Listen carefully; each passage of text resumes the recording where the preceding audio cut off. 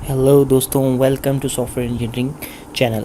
आज का हमारा टॉपिक है एसआरएस, सॉफ्टवेयर रिक्वायरमेंट स्पेसिफिकेशन। ये टॉपिक बड़ा इंपॉर्टेंट है मेरी नज़र में, क्योंकि स्टूडेंट जो फाइनल ईयर के स्टूडेंट होते हैं बीएस कंप्यूटर साइंस के, बीएस सॉफ्टवेयर इंजीनियरिंग के या फिर बीएस कंप्यूटर इंजीनियरिंग के, उनको ये बड़ी प्रॉब्लम आती है कि जब वो फाइनल ईयर प्रोजेक्ट बनाने जा रहे होते हैं तो उनको ये कहा जाता है कि आप अपने फाइनल ईयर प्रोजेक्ट की जो है एसआरएस सबमिट करवाएं। वो कंफ्यूज हो जाते हैं कि जी एसआरएस होती क्या है, ये कैसे बनाएं, क्योंकि ओवरऑल सॉफ्टवेयर इंजीनियरिंग तो पढ़ी होती है 4 साल के अंदर, लेकिन एसआरएस को कोई एज सच खुद से कोई डिफ़ाइन नहीं किया गया होता मोस्ट ऑफ़ द टाइम। ऐसा नहीं है अगर आपके टीचर ने डिफ़ाइन किया तो आप ये बोलें कि हमारे टीचर ने तो किया था, आप ऐसा क्यों बोल रहे हो। मोस्ट ऑफ़ द टाइम ऐसा होता है कि छोड़ दिया जाता है इसको कि यार वो एसआरएस के अंदर यही सारी चीज़ें तो होती हैं जो हमने पढ़ी हैं, तो एसआरएस को क्या डिफ़ाइन करें। लेकिन उन चीज़ों को जो हमने पढ़ा है एसआरएस में कैसे ऑर्गेनाइज़ करके रखना है, किस तरीके से एसआरएस बनानी है, उसका टेम्पलेट क्या होगा, ये कुछ कहीं नहीं बताया जाता मोस्ट ऑफ़ द टाइम। तो आज हम देखेंगे कि एसआरएस एक्चुअली होती क्या है, एसआरएस के अंदर जो है हम किस तरीके से जो है चीज़ों को अरेंज करते हैं और एसआरएस के अंदर क्या क्या उसके कंटेंट्स क्या क्या होते हैं। तो चलते हैं हम टॉपिक की तरफ। तो कंटेंट्स ऑफ द लेक्चर ये हैं कि पहले हम देखेंगे एसआरएस क्या होती है, और उसके बाद जैसे मैंने आपको बताया कि एसआरएस में होता क्या है, और फिर एट दी एंड हम क्या करेंगे कि एक गो थ्रू करेंगे from a real demo SRS of a project. एक प्रोजेक्ट हमने अज्यूम करके उसकी एक एसआरएस बना रखी है, तो हम उसको देखेंगे ताकि आपको जो हमने पढ़ा है वो क्लियर हो जाए। सो चलते हैं पहले एसआरएस होती क्या है। Are document use to describe the behaviour of the software system, functional non functional requirements of the software system. कोई भी सॉफ्टवेयर जो आप बनाने जा रहे हैं वो काम कैसे करेगा, वो बिहेव कैसे करेगा, उसकी फंक्शनल रिक्वायरमेंट्स क्या होंगी और उसकी नॉन फंक्शनल रिक्वायरमेंट्स क्या होंगी, ये सारी चीज़ें आप एक डॉक्यूमेंट में लिख देते हैं और उस डॉक्यूमेंट को एसआरएस का नाम कहा जाता है। पहली बात। फिर उस एसआरएस के यूज़र्स कौन है, डेवलपमेंट टीम जो उस सॉफ्टवेयर को बनाने जा रही है, उसकी जो डेवलपमेंट टीम है वो इस एसआरएस की यूज़र है। क्योंकि जिस टीम ने सॉफ्टवेयर को बनाना है उसको भी तो पता होना चाहिए कि जो सॉफ्टवेयर हमने बनाना है उसको हमने बिहेव कैसे करवाना है, उसमें फंक्शनल रिक्वायरमेंट्स क्या रखनी है, उसके अंदर नॉन फंक्शनल रिक्वायरमेंट्स क्या रखनी है। तो इसलिए डेवलपमेंट टीम इसकी एक यूज़र है, इस डॉक्यूमेंट को यूज़ करती है। मेंटेनेंस टीम, जब सॉफ्टवेयर पूरा बन चुका होता है और कभी कहीं किसी स्टेज पर जाके उसमें प्रॉब्लम आ जाती है, तो उसको ठीक करने के लिए हमें पहले ये तो पता होना चाहिए ना कि इस सॉफ्टवेयर का एक्चुअल बिहेवियर था कैसा, ये क्या काम करता था, इसकी फंक्शनल रिक्वायरमेंट्स क्या थी, इसकी नॉन फंक्शनल रिक्वायरमेंट क्या थी, तभी हम ठीक कर सकते हैं। तो इसलिए जो मेंटेनेंस टीम होती है वो भी एक इसकी यूज़र होती है। फिर क्लाइंट आपको ये तो बता के चला गया कि मुझे एक सॉफ्टवेयर चाहिए जो फ़लाना काम करे, अब उसने डिटेल में नहीं बताई। अब आप उसकी बात को समझ के उसका सॉफ्टवेयर का बिहेवियर डिफ़ाइन करते हैं, उसकी फंक्शनल और नॉन फंक्शनल रिक्वायरमेंट्स डिफ़ाइन करते हैं। उसके बाद क्लाइंट को जाके दिखाते हैं, बोलते हैं कि देखो यही सॉफ्टवेयर था तुम्हें जो चाहिए था। तो उसको दिखाने के लिए, उसको रीड करवाने के लिए हमें एसआरएस चाहिए होता है, तो वो भी एक क्लाइंट भी जो है किसका यूज़र है। नेक्स्ट स्टेज पे आते हैं टेक्निकल राइटर्स। सॉफ्टवेयर इंजीनियरिंग की डॉक्यूमेंटेशन भी होती है, जो सॉफ्टवेयर बनाते हैं उसकी पूरी डॉक्यूमेंटेशन होती है। तो उसके अंदर जो टेक्निकल राइटर्स इन्वॉल्व होते हैं, वो जो सॉफ्टवेयर की डॉक्यूमेंटेशन कर रहे होते हैं, उनको बेस डॉक्यूमेंटेशन की एसआरएस से ही मिलती है, क्योंकि इसी में लिखा होता है कि ये सॉफ्टवेयर बिहेव कैसे करता है, इसके अंदर फंक्शनल रिक्वायरमेंट्स क्या है, इसकी नॉन फंक्शनल रिक्वायरमेंट्स क्या है। सो अब आगे चलते हैं आहिस्ता आहिस्ता और चीज़ों को देखते हैं। आई होप सो कि आपको अच्छे से समझ आए। कंटेंट्स ऑफ दी एसआरएस, जो एसआरएस है उसमें होता क्या क्या है, उसके कंटेंट्स क्या क्या है। तो सबसे पहले आती है कैटेगरी। जब आप एक एसआरएस डॉक्यूमेंट डिफ़ाइन करते हैं किसी भी सॉफ्टवेयर के बारे में, तो वो सॉफ्टवेयर किस कैटेगरी का है वो आप सबसे पहले ऊपर टॉप पे ही लिख देते हैं। मतलब कि डेस्कटॉप एप्लीकेशन है, यानी कि सिर्फ कंप्यूटर पे चलेगा, या फिर वेब एप्लीकेशन है, मींस कि आपको इंटरनेट पे वेबसाइट पे होस्ट करना है, या फिर कोई एंड्रॉयड एप्लीकेशन है, यानी कि आपके स्मार्टफोन एंड्रॉयड फ़ोन के अंदर चलेगी। जब ये चीज़ आप बता देते हैं तो डॉक्यूमेंट को पढ़ने वाले का एक माइंडसेट रेडी हो चुका होता है, फिर वो उसी कॉन्टेक्स्ट में सोचता है। जब मैं बता दूंगा कि ये जो एप्लीकेशन या जो सॉफ्टवेयर है इसकी जो कैटेगरी है वेब एप्लीकेशन है, तो वो जो भी बात सोच रहा होगा वो इंटरनेट को और वेब को और ब्राउज़र्स को माइंड में रख के सोच रहा होगा। तो इसलिए सबसे पहले ऊपर ये लिख देना चाहिए। नेक्स्ट ये कि पर्पज़ क्या है। आप कोई भी काम करते हैं ना तो वो बग़ैर किसी वजह के नहीं होता, बग़ैर किसी मकसद के नहीं होता। तो जब आप इतना बड़ा सॉफ्टवेयर बनाने जा रहे हैं तो डेफ़िनेटली ये भी किसी मकसद के बग़ैर तो नहीं होगा। तो जो आप सॉफ्टवेयर बनाने जा रहे हैं उसके पीछे कोई मकसद भी होगा कि आप ये क्यों बना रहे हैं, वो पर्पज़ आपने इस पर्पज़ के सेक्शन में लिख देना है। ओके, नेक्स्ट आता है स्कोप। हर चीज़ की कुछ लिमिटेशंस होती हैं, कुछ बाउंड्रीज़ होती हैं, वो उन बाउंड्रीज़ के अंदर रह के काम करती है, वो उससे बाहर नहीं जा सकती। उन बाउंड्रीज़ को, उन लिमिटेशंस को बताना कि इसकी क्या बाउंड्रीज़ हैं, इसकी क्या लिमिटेशंस हैं, वो सारी बातें किसी भी सॉफ्टवेयर के बारे में जो बताई जाती हैं वो हम स्कोप के सेक्शन में लिखते हैं। मैं आपको एक एग्जांपल देता हूँ। एक सॉफ्टवेयर है और वो अकाउंटिंग का सॉफ्टवेयर है और वो सारे अकाउंटिंग के काम करता है, तो उसका स्कोप अकाउंट्स तक है। अगर मैं उस सॉफ्टवेयर से ये डिमांड करूं कि यार मुझे कोई अच्छा सा एक 3D किस्म का लोगो डिज़ाइन करके दे दो, तो वो नहीं कर सकेगा, क्योंकि उसका स्कोप ग्राफिक डिज़ाइनिंग नहीं है, उसका स्कोप अकाउंटिंग है। तो वो अकाउंट्स के मामलात को अच्छे तरीके से देख सकेगा। तो किसी भी सॉफ्टवेयर के स्कोप जो होता है वो आप जो डिफ़ाइन करोगे कि सॉफ्टवेयर का क्या स्कोप है, ये कहाँ तक के मामलात को देख सकता है, इसकी बाउंड्री लिमिट्स क्या हैं, इसकी बॉर्डर क्या है, बॉर्डर लाइन क्या है, वो सारा कुछ स्कोप में आ जाएगा। नेक्स्ट 4th स्टेप पे आपका आ जाता है इंट्रोडक्शन। अब आप इस इंट्रोडक्शन सेक्शन के अंदर 2 सब पॉइंट्स डिफाइन करते हो, एक एग्जिस्टिंग सिस्टम और दूसरा प्रपोज सिस्टम। मींस ये कि आप किसी काम के लिए सॉफ्टवेयर बनाते हो, वैसे तो आप सॉफ्टवेयर नहीं बनाते, मतलब ये कि वो काम पहले से हो रहा होता है लेकिन आप उसको अच्छे तरीके से करने के लिए उसको सॉफ्टवेयर की तरफ लेके जाते हो। तो एग्जिस्टिंग सिस्टम यानी कि हम उसको कह लेते हैं मैनुअल सिस्टम। तो आपने इंट्रोडक्शन के अंदर क्या करना है कि पहले अपने मैनुअल सिस्टम को एक सब पॉइंट बनाना है एग्जिस्टिंग सिस्टम, और उसमें अपने मैनुअल सिस्टम को डिफाइन करना है कि ये काम पहले मैनुअली कैसे हो रहा था। फिर प्रपोज सिस्टम के पॉइंट में आपने ये बताना है कि आपने जो सिस्टम प्रपोज किया है वो इस काम को कैसे करेगा। लेकिन इस चीज़ को डिफ़ाइन करते हुए आपने एक चीज़ का ख्याल रखना है इंट्रोडक्शन के अंदर, जब आप एग्जिस्टिंग सिस्टम और प्रपोज सिस्टम के बारे में बता रहे होंगे ना, तो आपने ये ख्याल रखना है कि आपने ये शो करना है, अपने डिफ़ाइन करने का तरीका ऐसा रखना है कि आपके इस डिफ़ाइन करने के तरीके से ये शो हो रहा हो कि आपका प्रपोज सिस्टम आपके एग्जिस्टिंग सिस्टम से बेहतर है। लाइक मैं अगर लिखता हूँ कि मेरा एग्जिस्टिंग सिस्टम है वो ये था कि मैं हाथ से फाइल्स के ऊपर सिग्नेचर करता था और मैं 10 मिनट में 10 फाइल्स के ऊपर सिग्नेचर कर लिया करता था। अब मैंने एक सिस्टम बना दिया है, एक हार्डवेयर और सॉफ्टवेयर को मिलाकर, जो कि ऑटोमेटिकली मेरी फ़ाइल्स के ऊपर जो है, सारी फाइल्स के ऊपर मेरे सिग्नेचर्स की स्टैंप लगाया करेगा। ये एक सिस्टम मैंने बनाया है जो कि हार्डवेयर और सॉफ्टवेयर की कम्बिनेशन से बना है, और ये 10 फाइलों के ऊपर जो है 30 मिनट्स के अंदर अंदर स्टैम्प्स लगा देगा। अगर मैं ऐसे लिखूँगा तो इस कंडीशन में एग्जिस्टिंग सिस्टम बेहतर नज़र आ रहा है, क्योंकि वो 10 मिनट में स्टैम्प्स सिग्नेचर हो रहे थे उस तरीके से, ये 30 मिनट्स लगा रहा है। तो डॉक्यूमेंट पढ़ने वाले बंदे ने यही कहना है कि भाई ऐसा सिस्टम बनाई क्यों रहे हो जो काम जो है उससे बुरे तरीके से कर रहा है, पहले वाले सिस्टम से बुरा कर रहा है। तो ऐसा सिस्टम बनाने की ज़रूरत क्या है, जो है वही रहने दो। तो इसलिए आपने एग्जिस्टिंग सिस्टम और प्रपोज सिस्टम को डिफ़ाइन करते हुए इस बात का ख्याल रखना है कि ये चीज़ सामने ज़ाहिर हो रही हो कि प्रपोज सिस्टम एग्जिस्टिंग सिस्टम से बहुत अच्छा है, काम को जल्दी करेगा और एफिशिएंटली करेगा।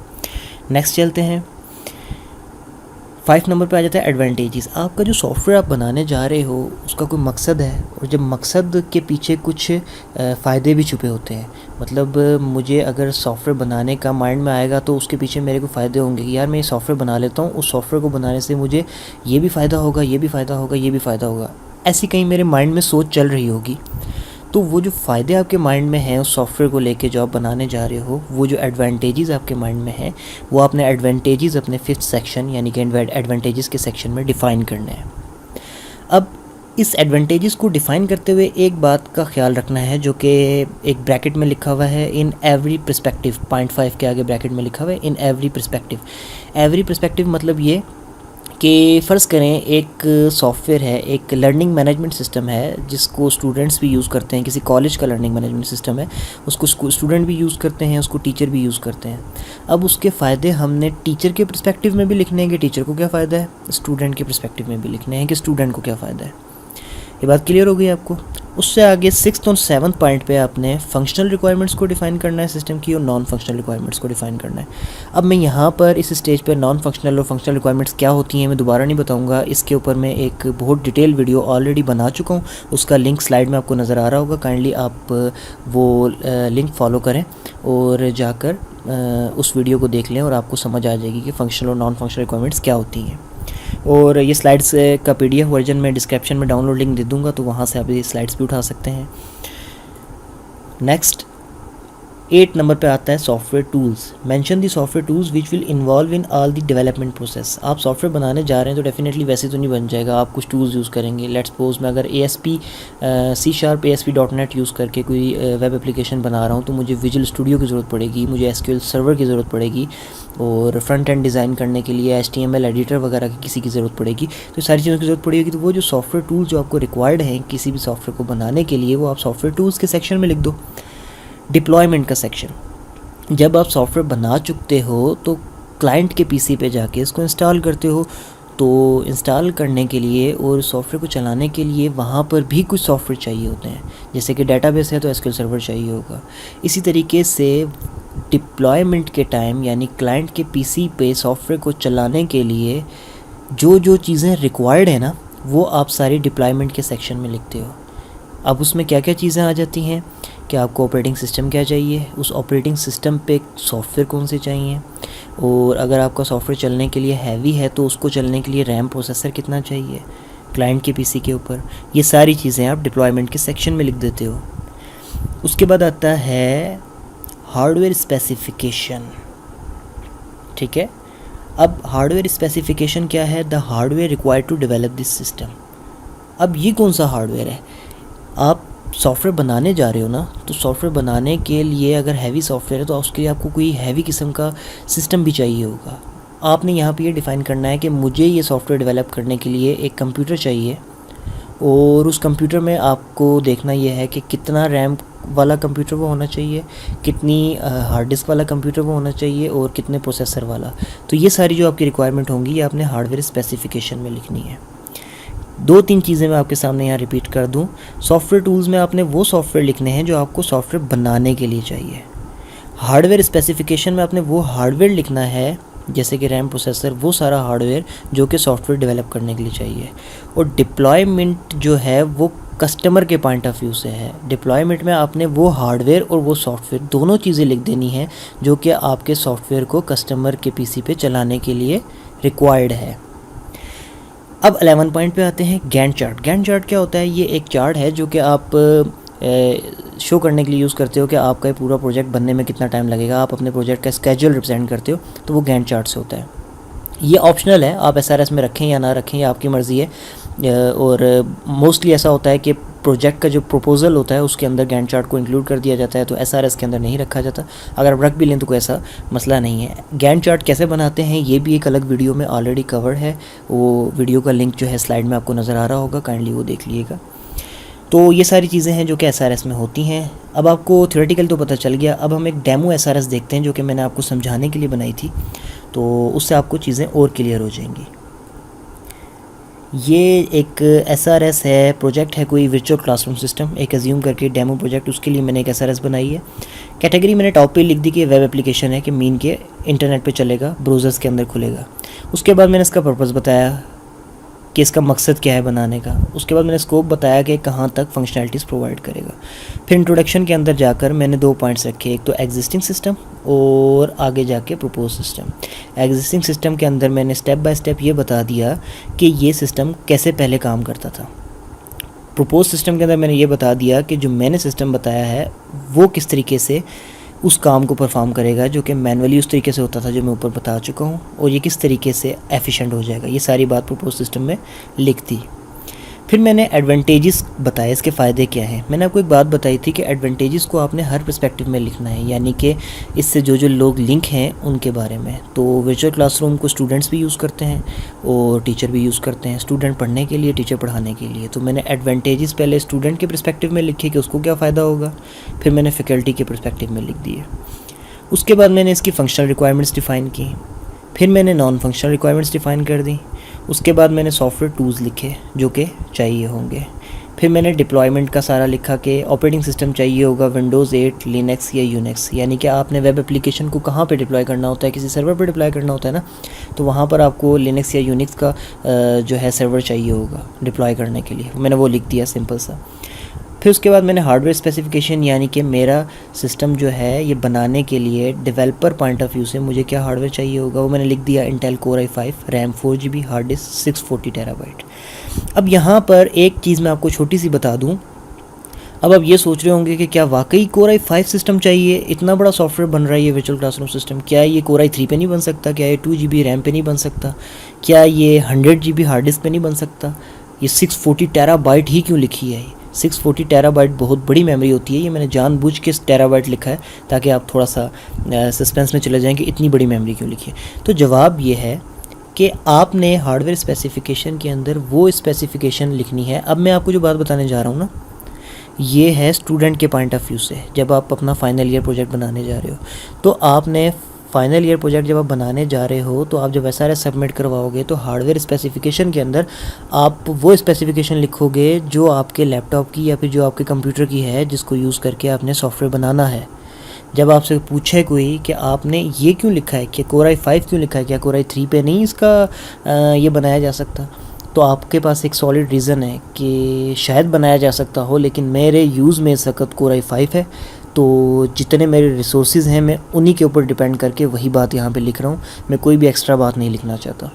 ये मैंने जो पॉइंट आपको डिफेंड करके दिया है ना, ये स्टूडेंट के पॉइंट ऑफ व्यू से है, क्योंकि SRS में अमूमन ये बात पूछी जाती है, क्या आपका सिस्टम P4 पे नहीं चल सकता, या फिर क्या आपका सिस्टम Pentium 4 पे नहीं बन सकता। तो आप यह बताओगे कि यार Pentium 4 पे भी शायद बन जाए, लेकिन हम तो उसके बारे में बताएंगे जो हमारे पास मौजूद है। हम स्टूडेंट्स हैं, हमारे पास इतने रिसोर्सेज नहीं है कि हम Pentium 4 चेक करें, फिर डुअल कोर चेक करें, फिर Core 2 Duo चेक करें। तो हमारे पास जो है हम उसके पर्सपेक्टिव से बता रहे हैं, वहाँ पर ये ठीक चल रहा है और हमने वही लिखा है। तो ये था SRS, मैंने आपको थ्योरेटिकली बता भी दिया, और आपको साथ ये है कि एक जो है PDF वर्जन में एक SRS बना के दिखा भी दिया।